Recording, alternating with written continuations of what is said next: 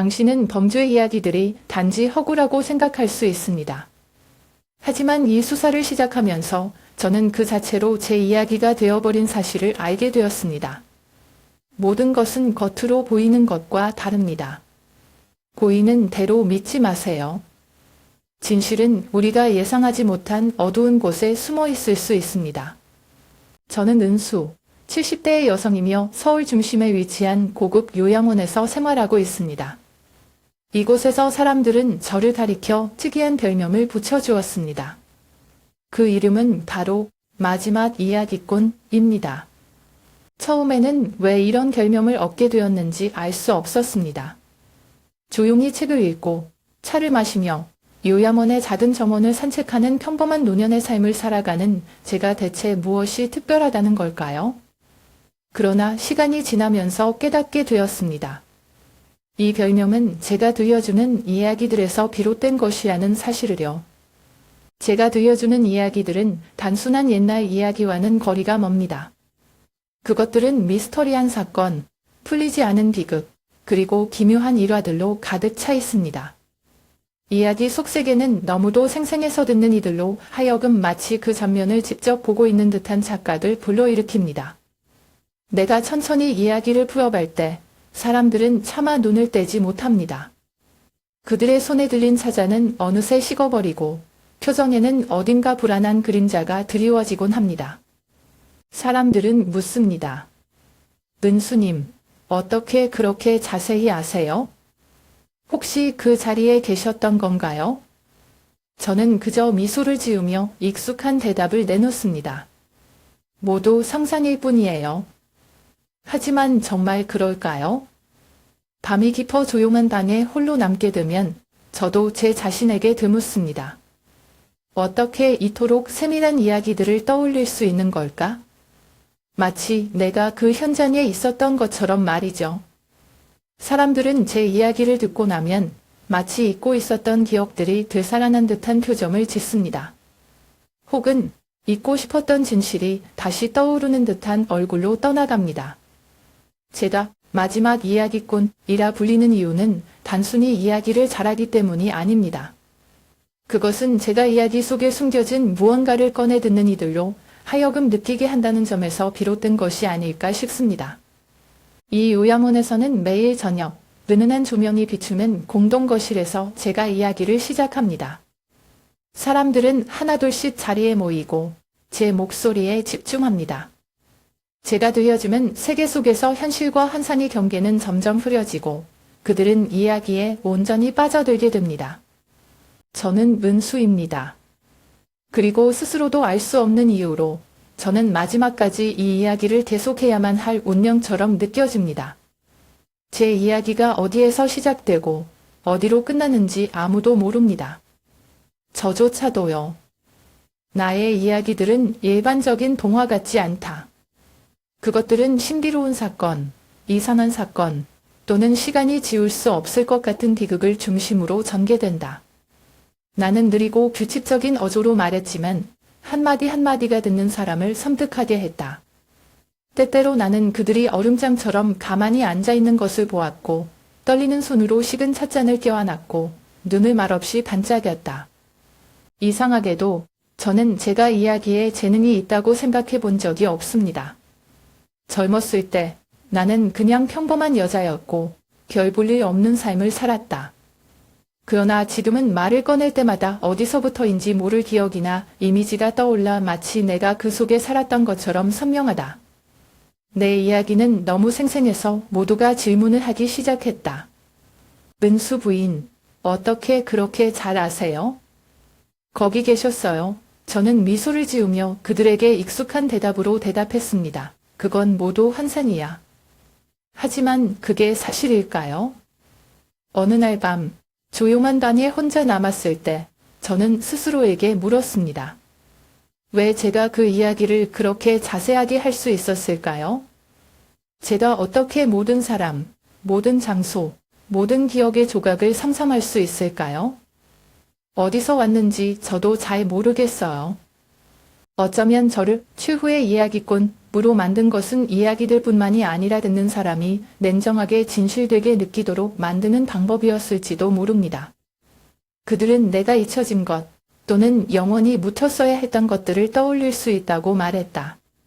그래서 매일 저녁 요양원에서 밝은 노란색 불빛이 공동생활실에 내려오면 저는 앉아서 이야기를 시작합니다. 모든 이야기, 모든 조각들은 제가 지어낸 것입니다. 그들을 현실과 가상 사이의 경계가 그 어느 때보다 희박해진 다른 세상으로 끌어당겼습니다. 저는 문수입니다. 왜 그런지 제 자신도 설명할 수 없지만 이야기꾼으로서 저는 아마도 제 인생의 마지막에서 아직 완전히 드러나지 않은 수수께끼를 가지고 있다는 것을 압니다. 그날 언제나 그렇듯 내가 이야기를 들려주는 자리에는 익숙한 얼굴들이 모여 있었다. 그러나 그들 사이에 눈에 띄는 낯선 사람이 있었다. 그는 젊었다.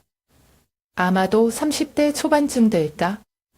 밝고 또렷한 이목구비와 함께 눈빛은 날카롭고 예리했다.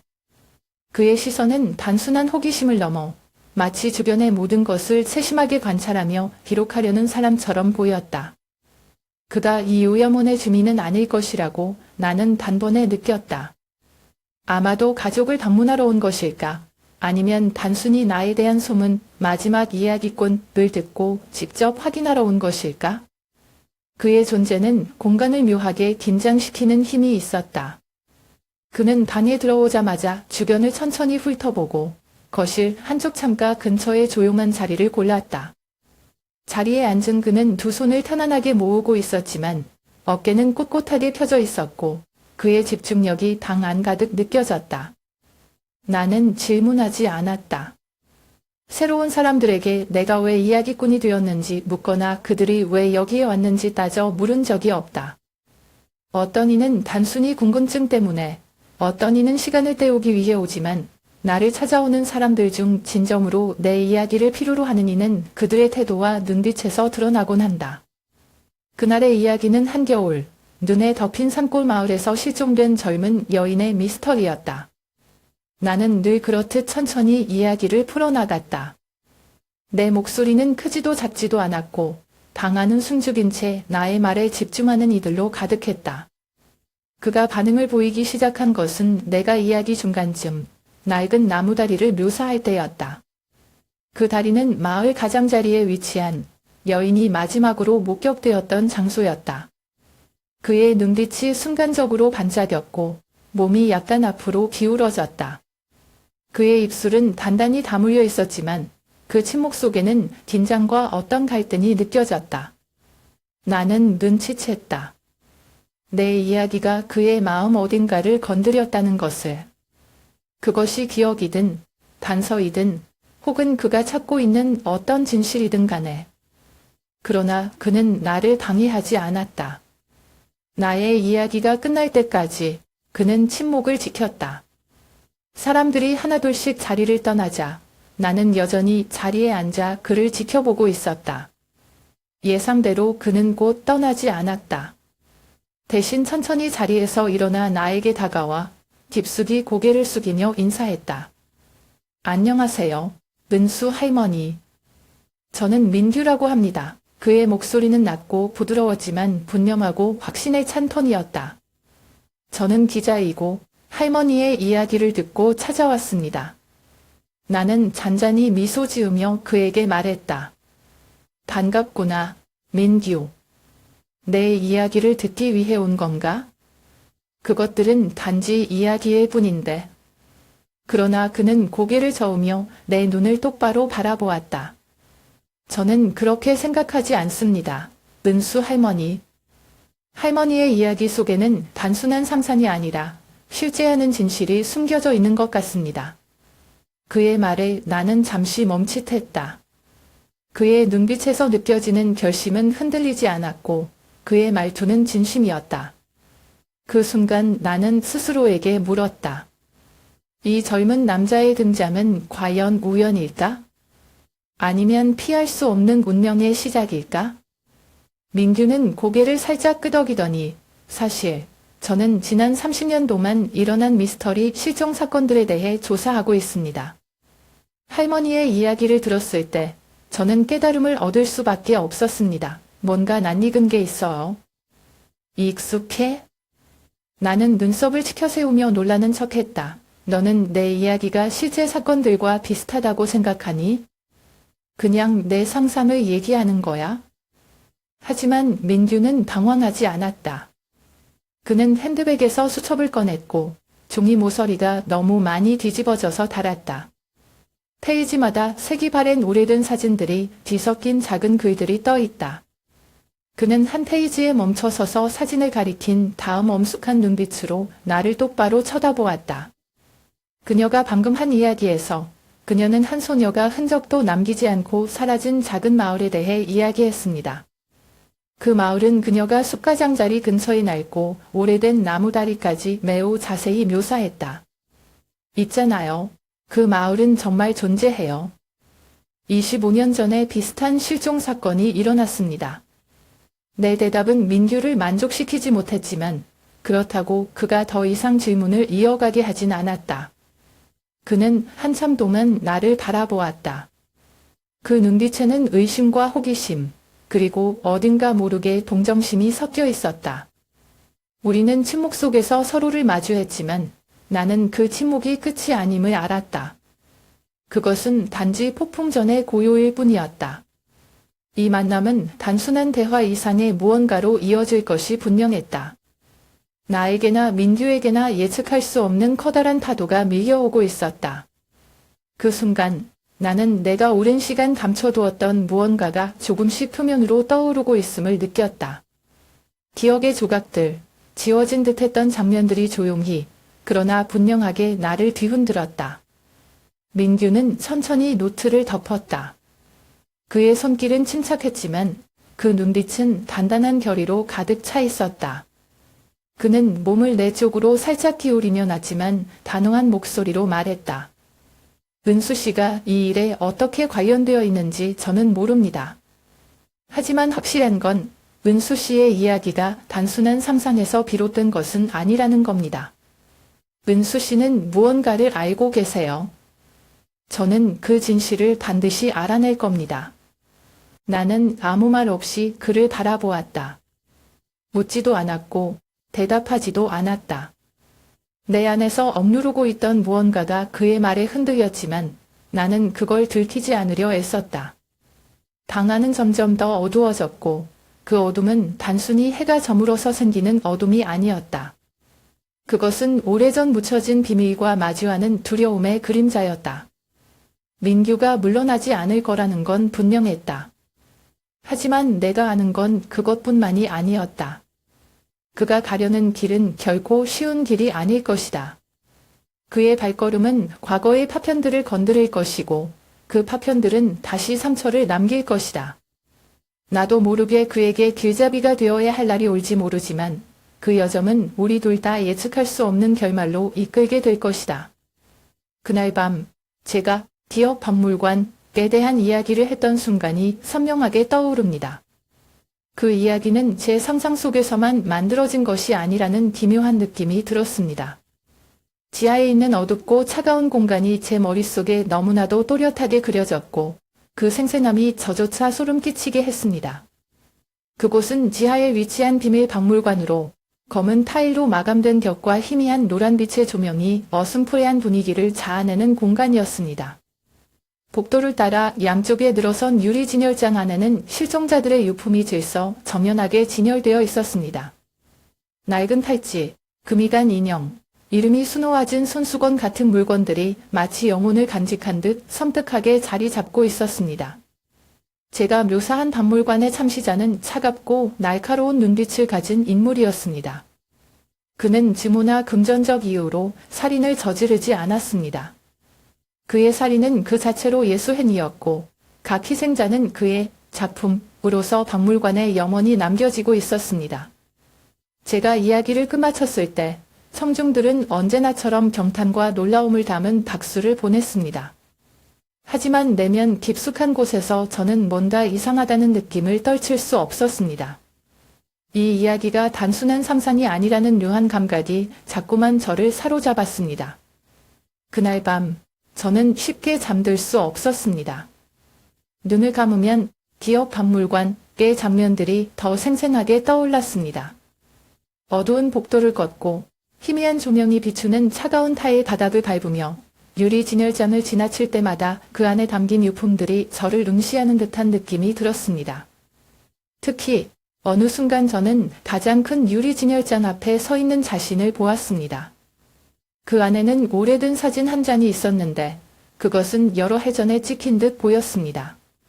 사진 속에는 4명의 가족이 함께 서 있었지만 그들의 얼굴은 흐릿하게 지워져 정체를 알 수 없었습니다. 그리고 그 순간 저는 진열장 안의 은탈지를 알아보았습니다. 어딘가에서 본 적 있는 물건처럼 느껴졌습니다. 저는 침대에서 벌떡 일어났습니다. 설마 이 모든 것이 너무 생생하고 너무 낯익었습니다. 과거의 어느 시점에서 이 모든 것을 본 적이 있는 것 같았습니다. 하지만 그것이 언제, 어디서인지 도저히 떠올릴 수 없었습니다. 다음 날 아침, 민규가 저를 찾아왔습니다. 그의 얼굴에는 의문과 긴장감이 서려 있었습니다. 그는 자리에 앉아 제 앞에 서류철을 내려놓았습니다. 은수 선생님, 그는 단호하지만 낮은 목소리로 말했습니다. 어젯밤 선생님이 이야기하신 내용, 단순한 상상력이 아닐 가능성이 높습니다. 뭔가 알고 계신 것 같아요. 저는 말없이 그의 서류철을 바라보았습니다. 안에는 흑백 사진들이 깔끔하게 정리되어 있었고 그중 몇 장은 저에게 묘한 감정을 불러일으켰습니다. 선생님이 말씀하셨던 기업 박물관에 대해 말인데요. 그는 계속했습니다. 미해결 사건 중에 그와 유사한 장소가 관련된 사건이 하나 있습니다. 지하 공간에서 발견된 여러 실종자들의 유품들이 그 사건과 연결되어 있어요. 저는 민규를 똑바로 쳐다보며 등을 오싹하게 만드는 한기를 느꼈습니다. 그의 말은 제 머릿속 깊이 숨겨져 있던 무언가를 꿰뚫는 것 같았습니다. 이걸 어디서 알았죠? 저는 거친 목소리로 물었습니다. 그는 즉답하지 않고 사진 한 장을 펼쳐 제 앞으로 밀어 놓았습니다. 그 사진 속에는 제가 묘사한 은탈지가 담겨 있었습니다. 그러나 무엇보다 저를 충격에 빠뜨린 것은 탈지 안쪽에 새겨진 작은 글자였습니다. 저는 숨을 삼키며 뒤로 물러섰습니다. 머릿속이 하얗게 변하며 모든 것이 무너지는 것 같았습니다. 이 장소를 내가 어떻게 아는 걸까? 왜 그 물건들이 나에게 익숙할까? 그리고 그 은탈지는 정말 나와 관련이 있는 걸까? 민규는 저를 응시했습니다. 그의 눈빛에는 의심과 더불어 강렬한 호기심이 엿보였습니다. 선생님, 그는 무겁게 말했습니다. 정말로 그 장소에 가본 적이 없습니까? 저는 대답하지 않았습니다. 아니, 대답할 수 없었습니다. 왜냐하면 저 자신도 그 답을 알 수 없었기 때문입니다. 저는 대답할 수 없었습니다. 머릿속은 수많은 질문들로 혼란스러웠습니다. 이것이 제가 잊어버린 과거의 일부분일까요? 아니면 제가 이야기한 살인범과 어떤 연관이 있는 걸까요? 불안감이 제 안에서 차오르며 마치 안개처럼 제 마음을 덮고 있었습니다. 만약 제가 이야기한 것들이 단지 상상이었다면 저는 대체 누구인 걸까요? 왜 이런 기억들이 제 안에 존재하는 걸까요? 그 질문들은 제 머릿속을 떠나지 않고 점점 더 강하게 휘몰아쳤습니다. 저는 답을 찾을 수 없었고 그럼에도 불구하고 계속해서 그 질문들에 압도당했습니다. 제 머릿속에서는 불안하고 두려운 감정이 차오르며 그런 질문들이 하나씩 제 앞에 놓여졌습니다. 만약 제가 이야기한 것이 상상이 아니라면 저는 정말 무엇을 알게 될까요? 그리고 왜 이런 기억들이 저에게 떠오르는 걸까요? 그 이상한 이미지들, 그 지하집, 팔찌, 인형들이 저를 둘러싸고 있었고 그것들은 모두 저에게 아무런 메시지를 전달하려는 것 같았습니다. 하지만 그 메시지는 너무도 모호하고 이해할 수 없었습니다. 저는 그 생각을 떨쳐내려고 했지만 그것들은 다시 저에게 돌아왔습니다. 마치 누군가가 저를 깊은 구덩이로 끌어당기는 것 같았습니다. 그 구덩이에서 벗어날 수 없을 것 같았습니다. 불안한 감정이 고조되었고, 저는 이 상상 속의 이야기들이 사실 제 자신을 잃어가게 만드는 것인지 궁금해졌습니다. 정말 아무것도 모른다고 생각하십니까? 민규의 말이 제 침묵을 깨뜨렸습니다. 그 이야기에 나오는 세부 사항들은 우연이 아닙니다. 그의 말은 도전처럼 느껴졌고, 저는 그 말에 숨을 쉬기조차 어려웠습니다. 말 그대로 저는 그가 묻는 것에 대해 아무 대답도 할 수 없었습니다. 하지만 민규는 저를 지켜보고 있었습니다. 그의 눈빛은 궁금증과 결단력으로 가득 차 있었고, 저는 그가 저에게 무엇인가 숨기고 있다는 것을 알고 있었습니다. 그리고 그 순간 저는 알아차렸습니다. 이 만남은 시작에 불과하다는 것을. 제 이야기에서 나오던 세부 사항들, 그리고 과거의 기억들이 하나씩 드러나고 있었고, 저는 더 이상 그것들을 숨길 수 없었습니다. 민규는 저를 직시하며 기다리고 있었습니다. 저는 그가 기다리는 답을 줄 수 없었습니다. 그의 질문은 점점 더 날카로워졌고, 저는 그 질문들이 저에게 있어 가혹하다는 것을 알았습니다. 제 이야기는 이제 더 이상 단순한 삼산이 아니었습니다. 그것은 더 깊은 비밀과 연결되어 있었고, 그 비밀은 이제 밝혀지기 시작했습니다.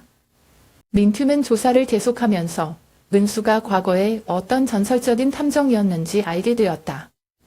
1980년대, 은수는 많은 중요한 사건들에 참여하며 뛰어난 탐정으로 명성을 얻었다. 복잡하고 위험한 사건들을 해결해낸 그녀의 능력은 많은 사람들에게 경외의 대상이었으며, 특히 실종 사건들에서 탁월한 실력을 보여주었다. 그녀가 다룬 사건들은 대개 흔적을 남기지 않거나 모든 증거가 사라진 상태에서 발생했다. 그러나 은수는 어떤 사건이라도 해결할 수 있다는 자신감을 가지고 있었으며, 그로 인해 많은 이들이 그녀의 능력을 인정했다. 하지만 1987년, 은수는 하나의 사건에서 큰 실패를 겪었다. 그 사건은 외딴 지역에서 발생한 실종 사건으로 처음에는 단순한 사고나 살인으로 치부되었다. 하지만 은수는 사건의 현장에서 이상한 점을 발견했다. 피해자의 피가 묻은 천들이 있었지만 그 천들은 피해자와는 전혀 관계가 없는 사람의 것들이었다. 은수는 그 사건이 단순한 살인이 아니라고 직감했으며 그 안에 숨겨진 더 큰 음모가 있다는 것을 알게 되었다. 그녀는 점차 이 사건이 한 거대한 범죄 조직과 연관이 있다는 사실을 발견하게 되었지만 명확한 증거를 찾지 못한 채 사건을 해결할 수 없었다. 은수가 이 사건을 해결하기 위해 노력했지만 결국 범죄 조직의 압박에 의해 사건에서 손을 떼게 되었다. 그리고 한 달 후, 은수는 갑자기 사라졌다. 그녀가 도시를 떠난 흔적도 없었고 그녀의 주변 사람들은 아무런 연락도 받지 못했다. 친구들조차 그녀가 어디에 있는지 알지 못했다. 은수는 그렇게 이 사건과 함께 세상에서 잊혀지게 되었다. 민규가 이 사실을 알아냈을 때 그는 마치 중요한 단서가 발견된 것처럼 느꼈다. 은수가 들려준 이야기는 이제 단순한 이야기들이 아니라 그 자체로도 중요한 실마리가 되었다. 그녀가 경험한 사건들과 그 당시 그녀의 행동들은 단순히 우연의 일치가 아니었다. 민규는 은수가 그 사건들에 정말로 어떤 역할을 했는지, 혹은 그녀가 정말로 아무것도 알지 못한 채 단지 우연히 그런 이야기를 했는지에 대해 궁금해졌다.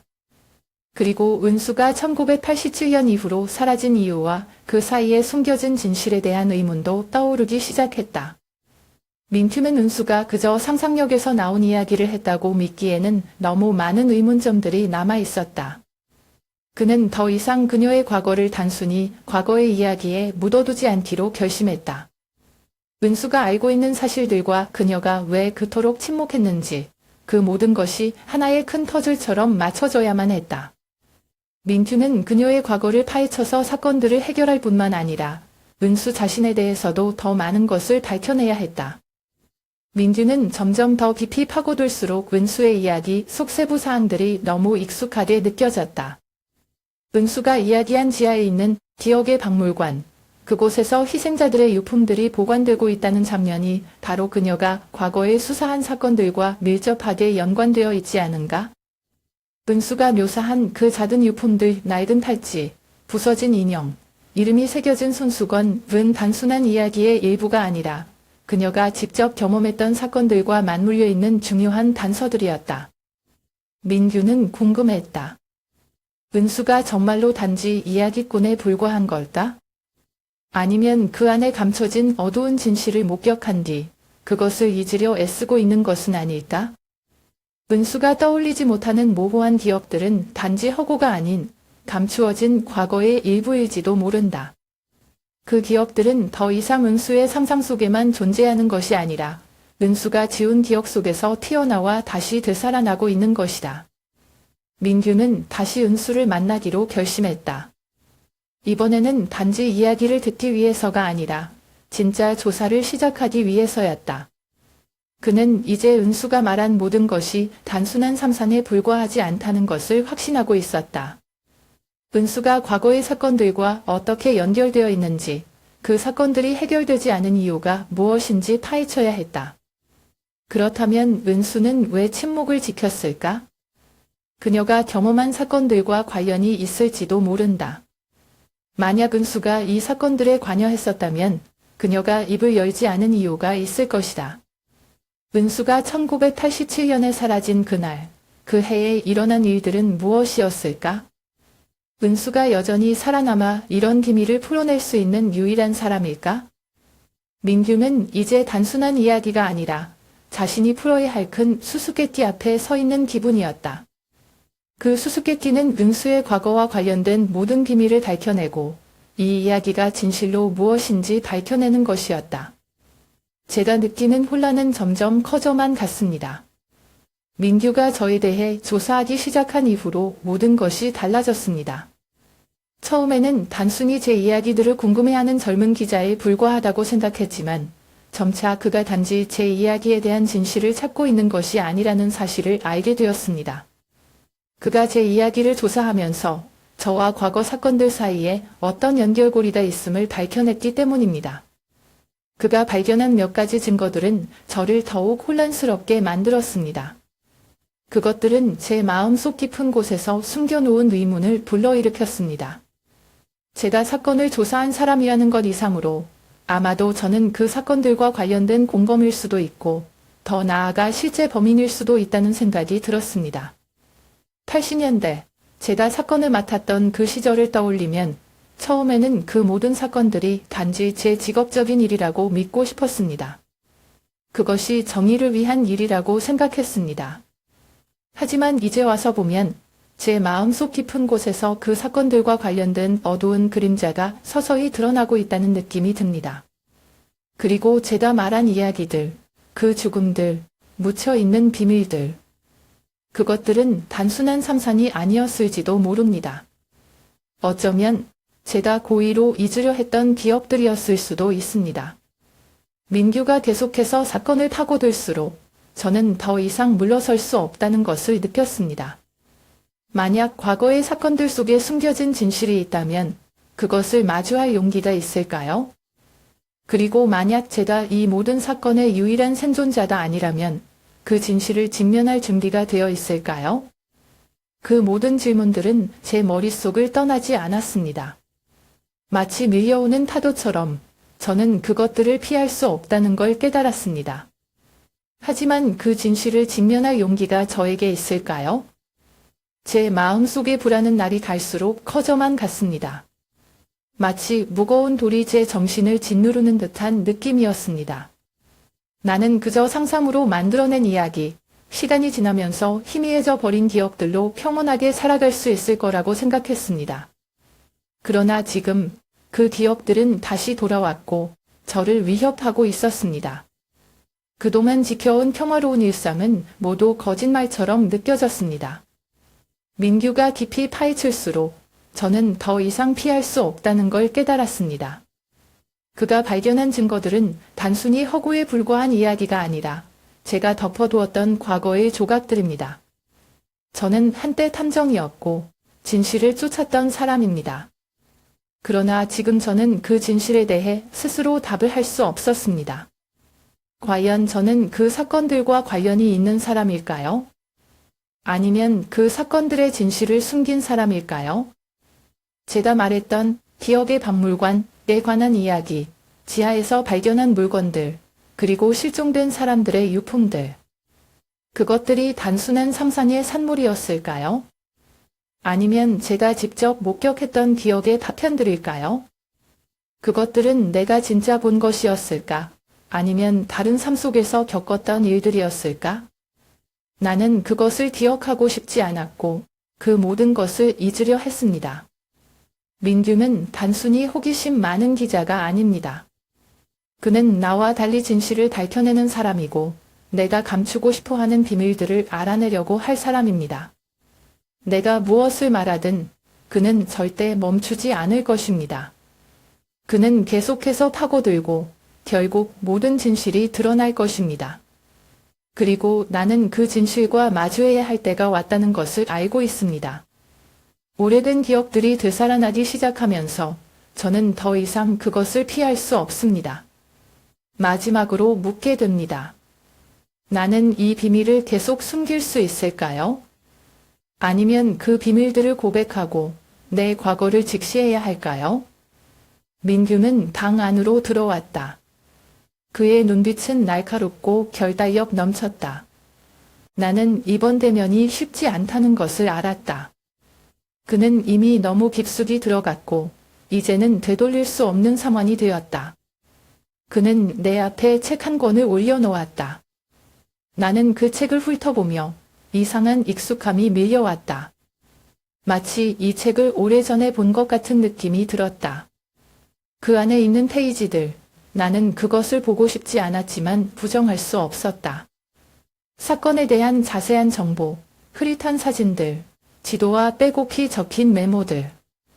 그 모든 것이 내가 과거에 조사한 것들을 기록한 것이었다. 민규는 아무 말 없이 나를 바라보며 기다렸다. 나는 그가 더 이상 단순한 호기심 많은 기자가 아니라는 것을 알았다. 그는 진실을 찾고 있었다. 이제 그는 내 이야기를 믿고 의심하지 않는 대신 더 알고 싶어 했다.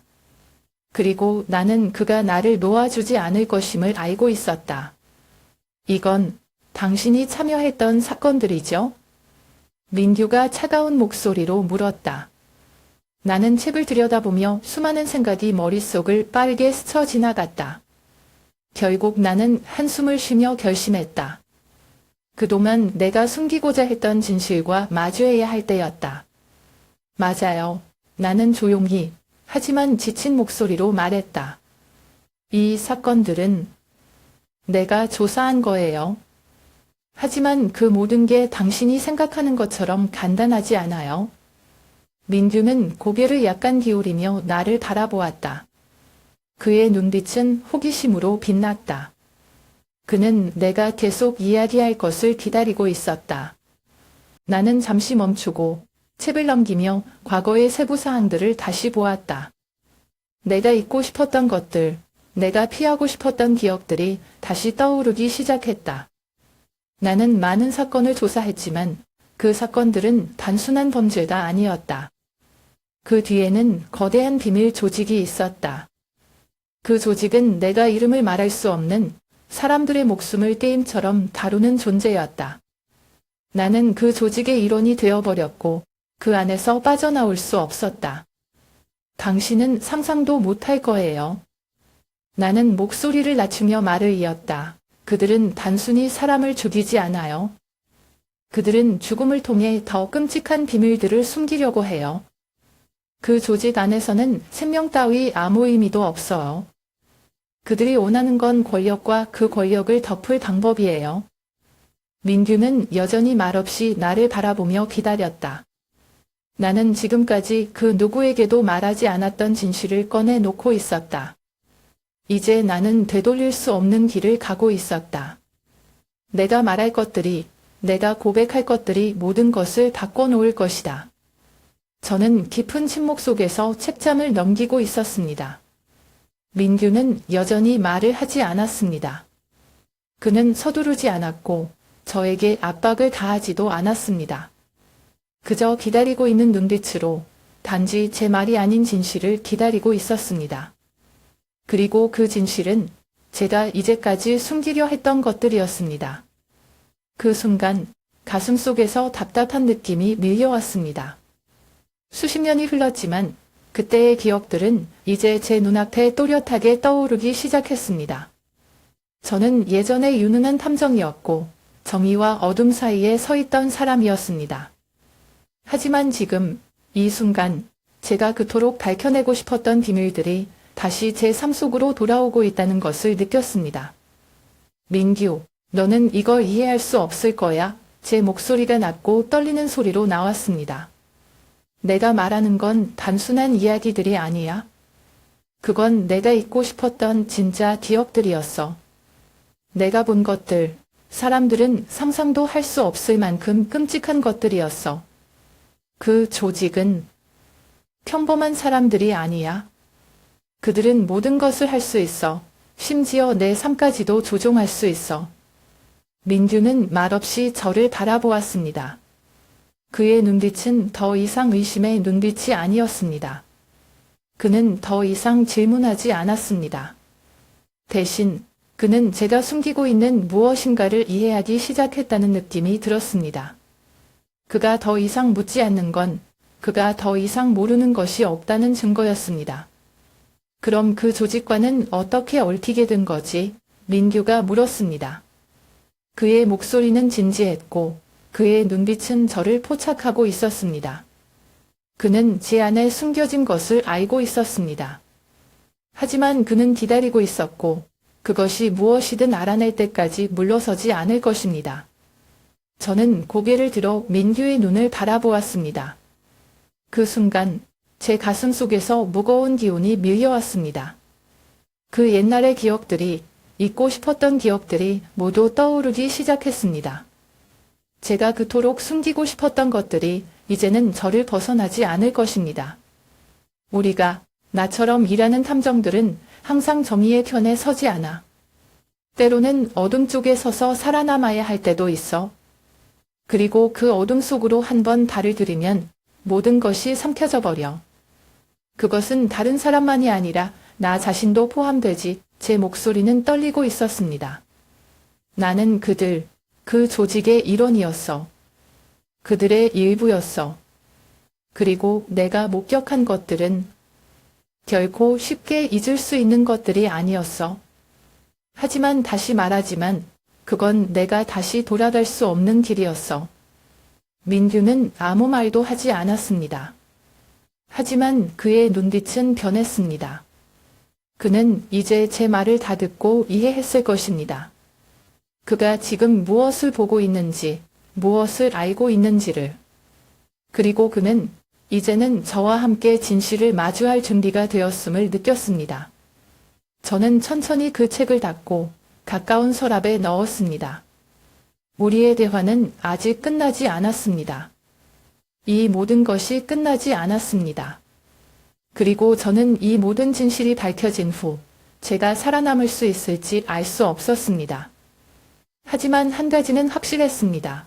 진실은 더 이상 숨겨둘 수 없다는 것입니다. 저는 그 어두운 방 안에서 침묵 속에 앉아 있었습니다. 제 숨소리와 시계의 초침 소리만이 들렸고 머릿속에는 감당할 수 없는 감정들이 뒤섞여 있었습니다. 이젠 더 이상 숨길 수 없다는 걸 느꼈습니다. 모든 진실이 결국 드러날 시간이 온 것 같았습니다. 그리고 그 시간은 바로 지금 민규가 저를 바라보는 그 순간이었습니다. 그는 이제 거의 모든 것을 알게 되었습니다. 저와 제 과거에 관한 진실, 더 이상 숨길 수 없었습니다. 민규, 제가 입을 열었습니다. 목소리가 떨리고 한숨이 섞여 나왔습니다. 내가 했던 일들은 내 선택이 아니었어요. 민규는 아무 말 없이 저를 바라보았고 그때 저는 그가 저의 이야기를 계속 듣고 있다는 걸 알았습니다. 한때 나는 뛰어난 탐정이었어요. 모두가 나를 믿고 존경했었죠. 하지만 어느 순간 저는 하나의 비밀스러운 조직을 발견하게 되었어요. 그 조직은 그 당시엔 아무것도 몰랐어요. 그냥 정당한 기관에서 일을 한다고 생각했죠. 정의를 찾고 있다고 믿었어요. 하지만 점점 모든 것이 바뀌었어요. 저는 잠시 멈추고 그 말을 더 이상 꺼내기 힘든 듯 숨을 깊게 들이켰습니다. 그것은 너무나도 무겁고 너무나도 아픈 기업들이었기 때문입니다. 그 조직은 그들은 단순히 사건을 조종하는 사람들이 아니었어요. 그들은 모든 것을 조종할 수 있는 권력을 가진 사람들이었어요. 그들의 손끝에서 모든 것이 움직였죠. 처음엔 그저 사건들을 추적하는 일이었지만 점차 나는 그들의 계획의 일부가 되어버렸어요. 민규는 그저 침묵을 지켰습니다. 그는 내 이야기를 듣고 있는 것이 확실했습니다. 그들은 내게 선택의 여지를 주지 않았어요. 내 가족, 내 친구들이 위협을 받았고 결국 나는 그들의 지시에 따를 수밖에 없었어요. 나는 그저 그들의 거대한 계획 속의 하나의 작은 조각이었죠. 내가 조사하는 모든 사건들, 찾은 모든 증거들. 그들은 모두 그들의 계획의 일부였어요. 나는 그들에게 속아 들어갔고 벗어날 수 없었어요. 그 말을 끝내고 나서 저는 한숨을 내쉬었습니다. 어쩌면 이 모든 것이 이제 끝났다고 느껴졌습니다. 더 이상 숨길 필요도 없고 더 이상 변명할 필요도 없었습니다. 제 과거가, 제 죄가 이제 다 드러나 버렸으니까요. 이제 알겠죠, 민기요? 내가 왜 이런 이야기를 했는지, 왜 그런 사건들을 이야기했는지. 내게 선택권이 없었어요. 그저 그들 속에서 나는 살아남기 위해 움직였을 뿐이에요. 그는 계속해서 저를 바라보았습니다. 그의 눈에서 그 무엇도 읽을 수 없었지만 그 눈빛 속에는 무엇인가 결단이 담겨 있는 듯 했습니다. 잠시 후 그는 조용히 입을 열었습니다. 모든 걸 알게 되면 은수 씨는 그 선택을 받아들여야 할 거예요. 이제 더 이상 숨길 수 없습니다. 당신이 했던 일들은 결코 그냥 묻혀선 안 돼요. 그것은 결국 밝혀질 거고 그 책임을 져야 할 사람은 바로 당신입니다. 그 말을 들으면서 저는 아무 말도 할 수 없었습니다. 그저 고개를 끄덕였을 뿐이었습니다. 제 이야기는 이제 민규의 손에 들려져 있었습니다. 그리고 그가 제 과거를 어떻게 다룰지는 이제 그에게 달려 있었습니다. 저는 민규의 눈을 바라보았습니다. 그 순간 시간이 멈춘 것 같은 느낌이 들었습니다. 모든 것이 부서져 가는 것처럼 느껴졌지만 말을 멈출 수가 없었습니다. 벌어진 일들, 내가 내린 결정들, 그 모든 것이 이제는 제 일부가 되어버렸습니다. 원하지 않았지만 이제는 그 사실을 마주할 수밖에 없었습니다.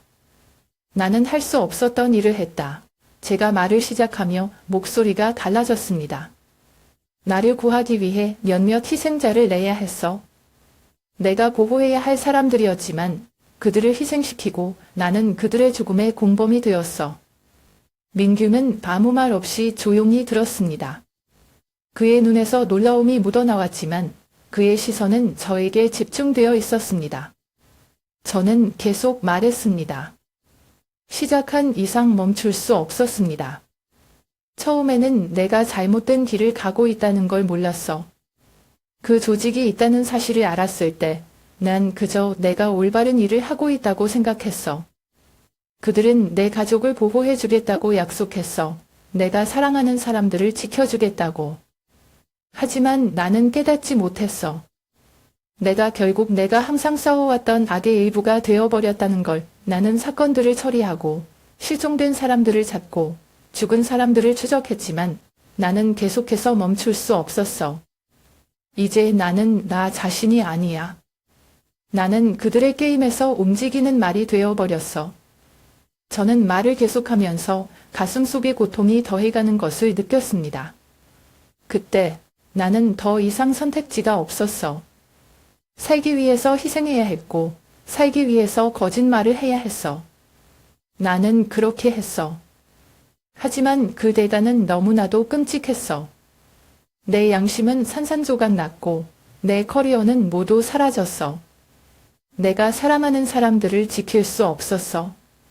모든 것은 이제 파편처럼 부서져 버렸어. 민규는 저를 오랫동안 바라보았습니다. 그의 눈빛에는 동정이 섞여 있었습니다. 저는 그저 고개를 끄덕였습니다. 나는 이 이야기를 하는 것이 용서를 구하려는 것이 아니야. 나는 이미 너무 늦었어. 나는 내 죄를 해결할 수 없고 그저 내 양심을 풀어놓을 뿐이야. 그리고 나 자신에게, 그리고 후세들에게 경고하고 싶어. 우리가 결코 잊어서는 안 될 진실이 있다는 것을. 우리가 어떤 상황에 처하든 우리가 해서는 안 될 일이 있다는 것을. 민규는 한동안 저를 바라보며 말했습니다. 이해했습니다. 은수 씨, 하지만 이 일은 여기서 끝나지 않을 거예요. 진실은 밝혀질 것이고 대가를 치러야 할 사람들은 도망칠 수 없을 것입니다. 저는 아무 말 없이 고개를 끄덕였습니다. 내가 한 일은 바꿀 수 없지만 적어도 나는 이제 진실을 인정할 수 있었습니다. 그리고 그 안에서 비록 작은 부분일지라도 한순간의 안도감을 느낄 수 있었습니다. 창문 밖으로 서서히 사라지는 저녁빛을 보며 나는 한동안 말없이 있었다. 방 안은 고요하게 잠잠하고 나의 숨소리만이 나와 함께 있었다. 내 머릿속에서 떠오르는 기억들은 차가운 그림자처럼 나를 압박했다. 나는 내가 선택한 길이 잘못된 길이었다는 것을 알고 있다. 내가 살아남기 위해 내린 결정들, 내가 취한 모든 조치들, 그 모든 것들이 결국 나를 더 깊은 어둠으로 끌어들였다는 걸 나는 너무 많은 사람들을 희생시켰다. 그들을 보호한다고 믿었던 내 선택이 이제는 나의 가장 큰 죄책감으로 다가오고 있다.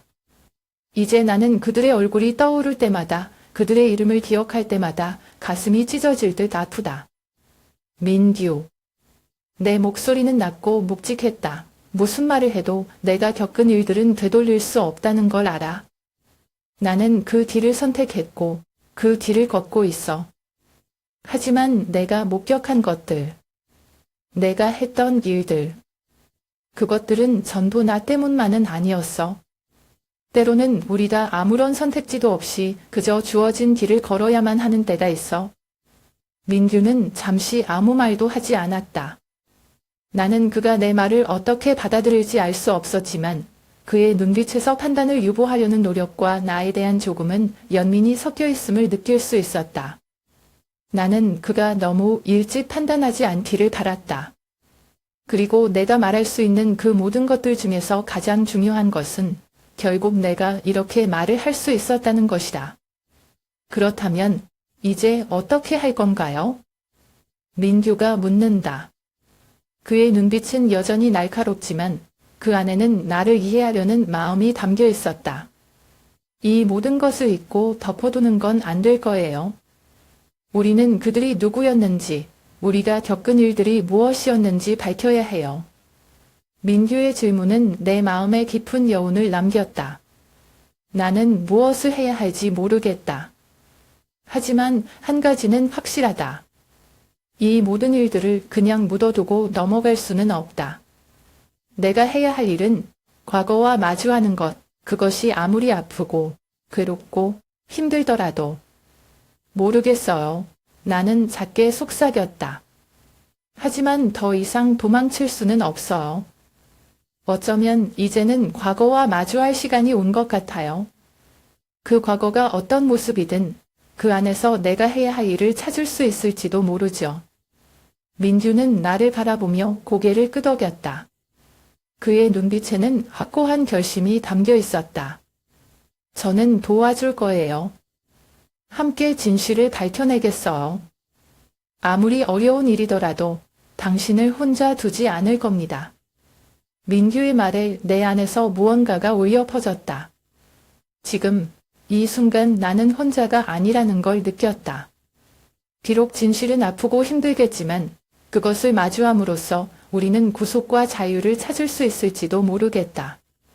3. 캐트 2. 저는 결국 더 이상 도망칠 수 없다는 것을 알았습니다. 제 인생, 제가 숨기고 있던 어두운 비밀들이 이제는 마주해야 할 순간이 왔습니다. 이 세상을 떠나기 전에 저는 민규에게 마지막 편지를 썼습니다. 그것은 제게 남길 수 있는 유일한 메시지였습니다. 민규에게 그 진실을 밝힐지 말지를 스스로 결정해달라는 부탁이었죠. 제가 그 일을 대신 할 수는 없었습니다. 그러나 때로는 피할 수 없는 결정을 내려야 한다는 것을 민규가 이해하리라 믿었습니다. 그 편지를 쓰던 순간 제 손끝이 떨리던 기억이 납니다.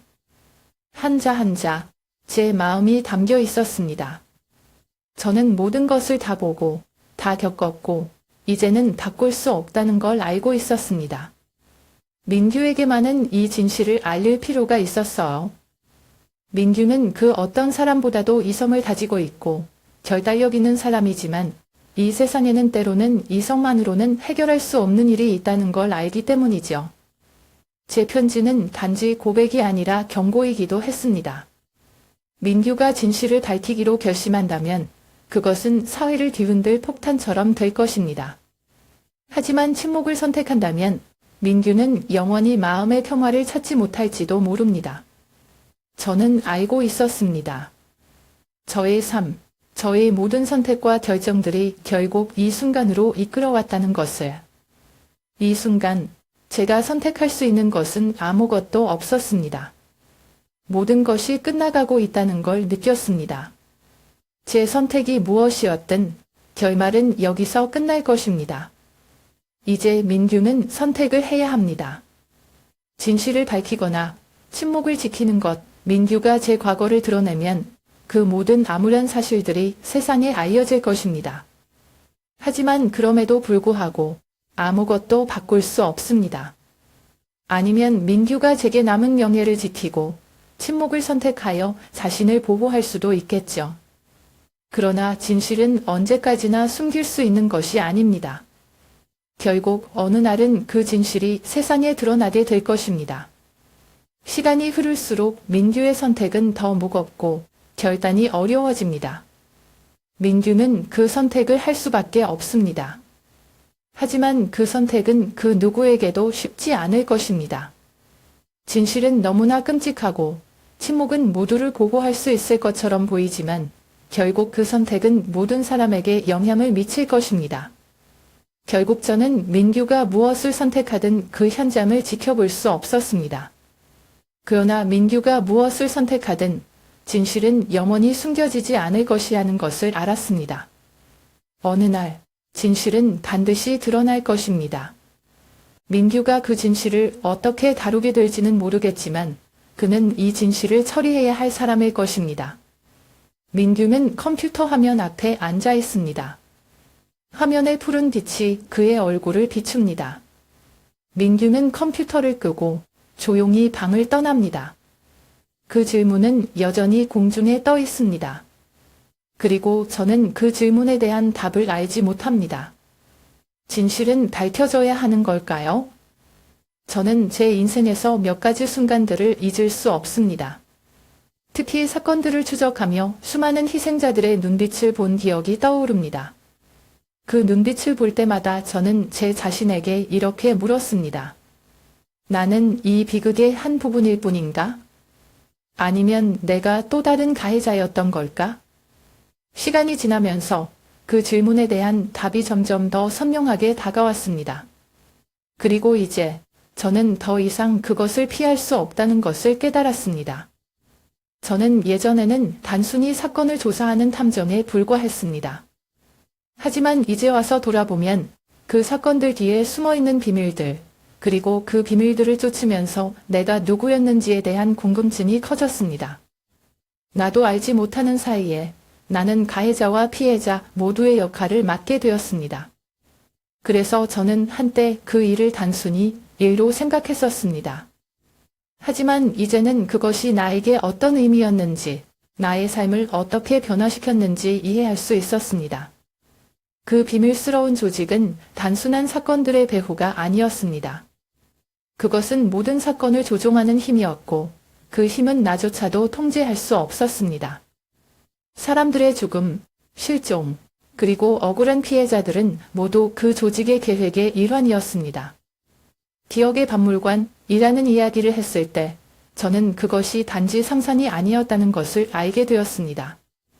그것은 내 과거의 한 부분이었고 그것은 더 이상 숨길 수 없는 진실이었습니다. 그리고 이제 나는 그 진실을 마주할 준비가 되어 있습니다. 내가 그동안 저지른 일들을 떠올리며 나는 내게 주어진 선택을 되새깁니다. 나는 무고한 사람들을 희생시키며 살아남았습니다. 그 선택이 옳았는지 그때는 몰랐습니다. 하지만 이제 와서 돌이켜보면 나는 그 선택에 대한 대가를 치러야 한다는 것을 압니다. 하지만 이제 나는 더 이상 도망칠 수 없습니다. 그때 그 모든 일들은 나의 생존을 위한 것이었지만 이제는 내가 저지른 죄와 마주해야 할 시간입니다. 그래서 저는 마지막으로 민규에게 편지를 썼습니다. 그 편지 속에는 내가 알 수 있는 모든 것들을 담았습니다. 그동안 내가 본 것들, 내가 겪었던 일들, 그리고 내가 그동안 감추었던 진실들. 이제는 더 이상 숨길 수 없었습니다.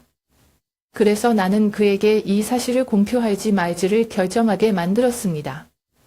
모든 것을 드러낼 것인지 아니면 침묵을 지킬 것인지 그 선택은 그의 몫이었습니다.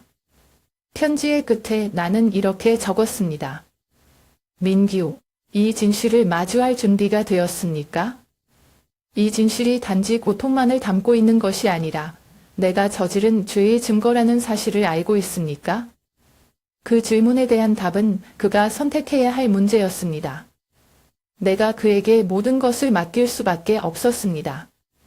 그가 어떤 결정을 내릴지는 모르겠습니다. 하지만 그가 이 선택을 할 때 그 역시 자신이 어떤 길을 가게 될지 알고 있어야 할 것입니다. 진실을 밝혀 세상을 바꾸는 것이 옳은지 아니면 나의 명예와 자신의 안전을 지키는 것이 옳은지 그 선택은 그만의 몫입니다.